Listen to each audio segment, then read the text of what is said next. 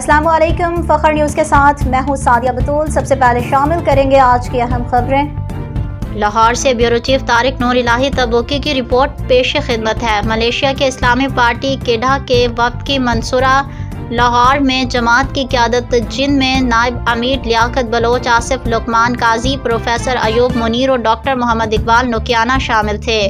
سے ملاقات وفد میں ارکان Malaysian parliament Mr and Mrs Alauddin اور مسز اور مسٹر محمد روسلی شامل تھے۔ مذکورہ ارکان قربانی پروجیکٹ کے نگرانی کے سلسلے میں پاکستان تشریف لائے تھے۔ ملاقات میں دیگر موضوعات کے ساتھ ساتھ پاک ملیشیا تعلقات پر بھی تفصیلی گفتگو ہوئی۔ یہاں یہ ذکر کرنا بھی مفید رہے گا کہ وفد کے رکن محمد روسلی تعلیم کے سلسلے میں 1982 سے 1988 تک پاکستان میں مقیم رہ چکے ہیں۔ مزید خبروں اور اپڈیٹس کے لیے دیکھتے رہیے فخر نیوز HD۔